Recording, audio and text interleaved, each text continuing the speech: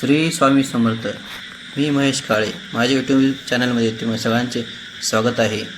बघा 3 ऑक्टोबर रोजी नवरात्र सुरू होत आहे. या 9 दिवसात बघा देवीची सर्वात आवडती पूजा म्हणजे कुंकुमार्चन कधी व कसे करायचे ते आपण आजच्या व्हिडिओमध्ये जाणून घेणार आहोत.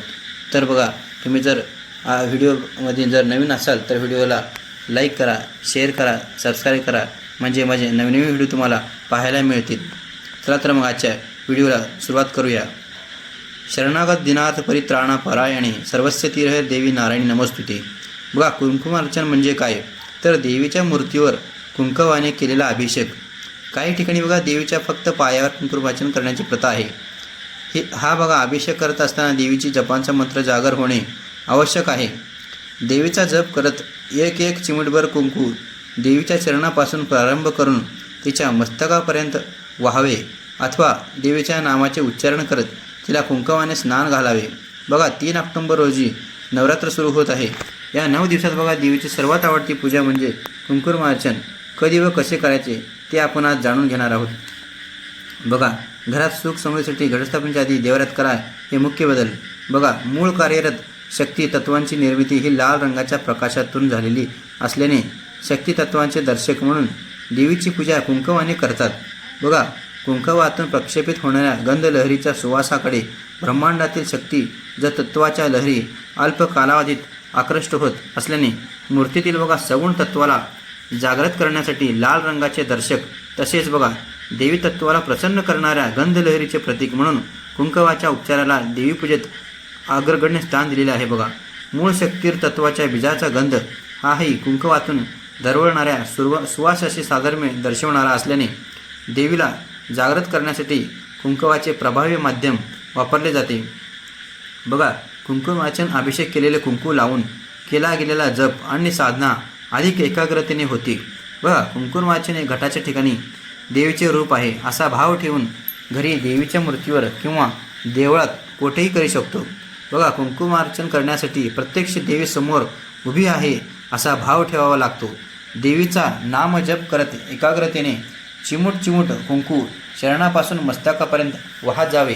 बघा ही पूजा स्त्री पुरुष कोणीही करू शकतात. याला बंधन नाही. याला बघा कसलेच बंधन नाही. काही ठिकाणी बघा कुंकवाचे स्नान घालतात किंवा केवळ चरणावर वाहतात. बघा देवीला लावलेले कुंकू भक्तिभावाने स्वतःला पण लावावं. बघा कुंकुमार्चने मूर्ती जागृत होऊन मूर्तीतील शक्तितत्व कुंकवात येते आणि त्याचा आपणास लाभ होतो. आपली श्रद्धा जितकी जास्त तितकी अनुभूती जास्त मिळते. बघा देवावर श्रद्धा ठेवलंच पाहिजे. बाजारात कुंकू मिळते बघा, पूजेची अभिषेकाचे कुंकू सांगावे ते महाग आहे म्हणून साधे वापरू नये.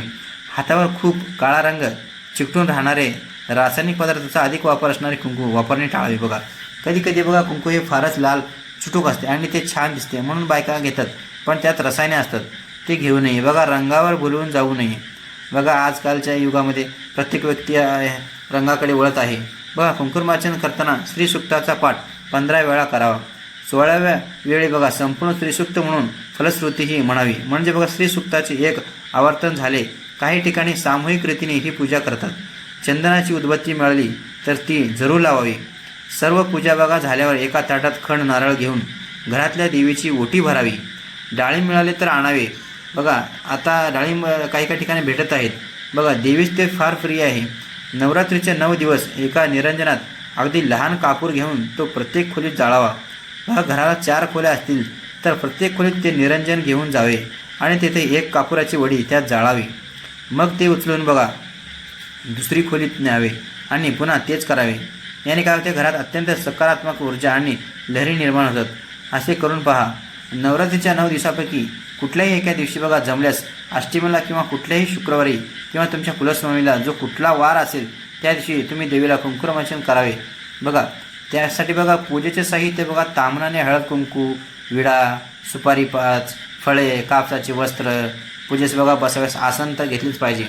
अत्तर बघा सर्व प्रकारची सुवासिक फुले, देवीस गजरा, वेणी, निरंजन, समई, सुटते पैसे हे लागतातच. बघा धूप, दीप, नैवेद्य, साखर, बघा गोड दूध, पेढे, घरी केलेला गोड पदार्थ आणि दुपारी महानैवेद्य. दिवसभर समई लावून ठेवावे बरं का.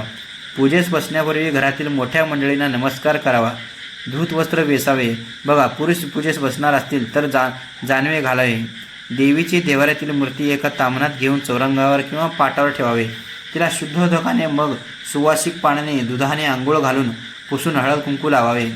फुलाने अत्तर लावावे. मग कुंकुमार्चन सुरुवात करावी. जप बघा, ओम श्री महालक्ष्मी माताये नमः हा जप म्हणायचा आहे आपल्याला. सर्वात महत्त्वाचे बघा, नुसते कुंकुमार्चन करून देवी प्रसन्न होईल का? नाही. बघा, समस्त स्त्रियामध्ये तिचा वास आहे. घरातील ग्रहलक्ष्मीसुद्धा तितकीच महत्त्वाची आहे. तिचाही घरातील योग्य तो मान ठेवावा आणि तिनेही इतरांचा मान ठेवावा. मुलांना हे बघा मुलगी असते, आपल्या आईला रोज नमस्कार करावा. आपल्या घरातील महालक्ष्मीला दुर्लक्षित केले तर गाभाऱ्यातील कशी पावणार नाही, बरोबर का?